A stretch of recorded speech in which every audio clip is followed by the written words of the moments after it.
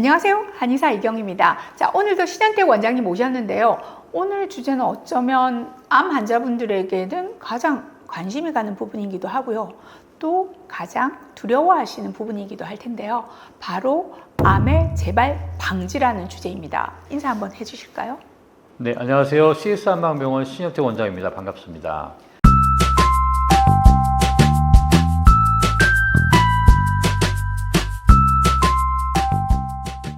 우선 암을 맞닥뜨렸을 때 암과의 치열한 투쟁을 하고 나면 곧바로 오는 것이 바로 재발에 대한 두려움일 텐데요. 각자 가지고 있는 암의 재발률에 대해 궁금하실 수밖에 없을 겁니다. 암의 재발과 관련된 통계부터 한번 소개해 주시겠어요? 네, 암종별로 다룰 수 있는데요. 간암의 예를 들어본다면 일반적으로 암을 수술하고 나서 5년 이상 경과를 하면 완치 판정을 받게 되죠. 그런데 이 시기에도 재발하는 환자는 8.6% 정도, 꽤 높은 수치입니다. 위암의 재발률은 더 높아서요. 위암 수술 후에 재발한 비율이 20.5%에 이른다고 합니다. 이 중 2년 내에 재발하는 경우가 3분의 2, 나머지 3분의 1은 2년에서 5년 사이에 재발을 했고요. 그리고 5년 이상 경과한 이후에 재발한 경우도 전체 재발 환자의 8.6%인 걸로 나타나고 있습니다.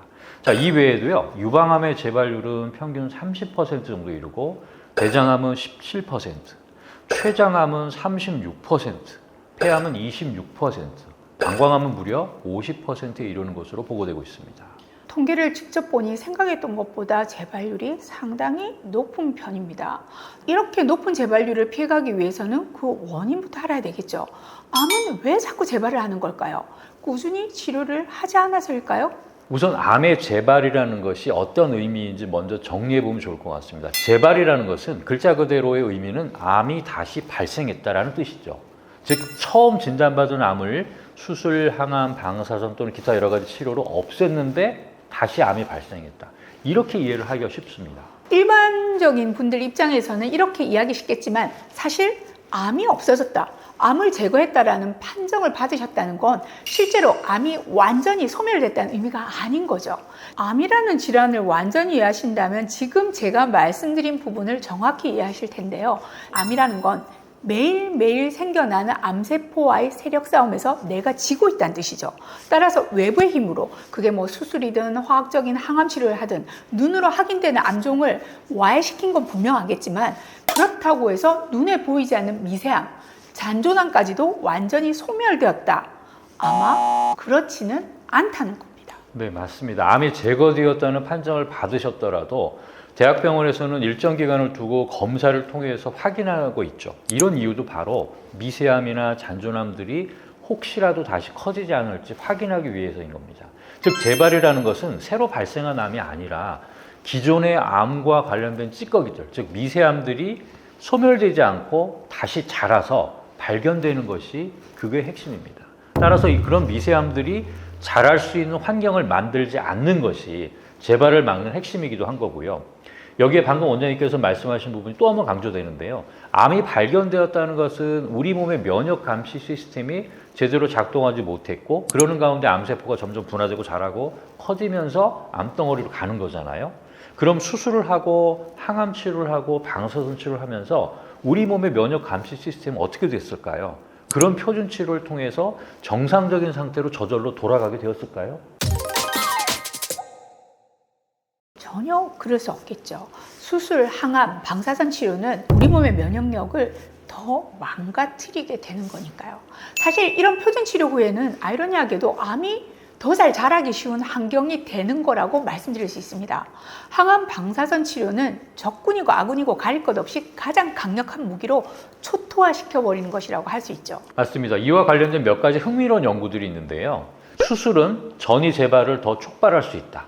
수술 후에는 면역 조절 능력이 떨어지게 되고 이는 암의 전이 재발과 관련이 있다. 수술이 잠재하고 있는 암세포를 깨워서 신생혈관을 만들게 한다. 항암 치료는 전이를 조장한다. 방사선 치료는 면역 기능을 떨어뜨려서 재발 전이를 촉발한다. 방사선 치료는 원발 정향의 전이를 촉발한다. 자, 좀 혼란스러우시죠? 수술, 항암, 방사선 치료를 하지 말란 말이냐 하실 수 있어요. 사실 그런 결정을 하기는 쉽지 않습니다. 할 수밖에 없지만 그런 치료로 얻는 이득이 있지만 오히려 반대되는 부작용과 관련된 연구들이 있다는 것이고요. 무엇보다도 그런 표준 치료를 통해서 몸이 손상되고 면역이 저하되고 그런 상황이 회복되지 않으면 재발 전이가 될 수 있다는 것에 대해서는 어느 누구도 부정할 수 없을 겁니다. 정리해서 말씀드리자면 표준 치료는 우선 암종이라는 최악의 빌런을 제거하는 가장 강력한 방법 맞습니다. 자, 눈앞에 다가온 적을 무찌르기 위해 써야죠. 하지만 표준 치료 후에 손상된 면역력을 회복하는 단계까지 가야지만 암이라는 질환과의 싸움에서 완전히 이길 수 있는 겁니다.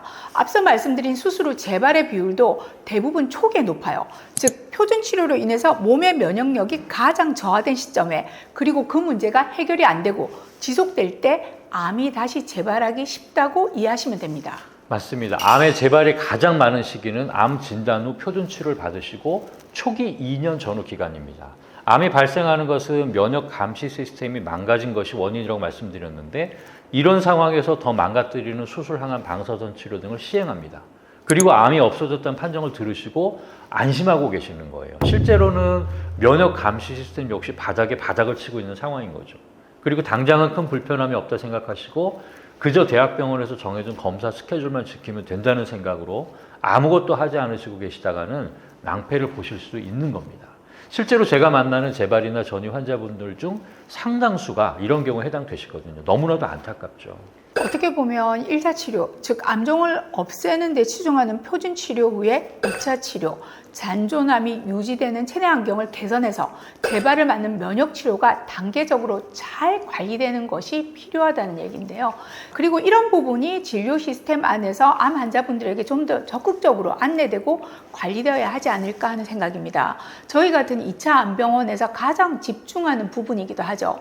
그래도 최근 들어서 면역 치료에 대한 인식이 높아지면서 환자분들이 이 시기에 치료가 필요하다는 것을 어느 정도 자각하고 계신 것 같아요. 그러면 이런 치료를 얼마 동안 받아야 하는지 궁금해 하실 것 같습니다. 암의 병기나 환자분들의 건강 상태, 그리고 기타 여러 가지 환경적인 요인들에 따라 다를 것 같습니다.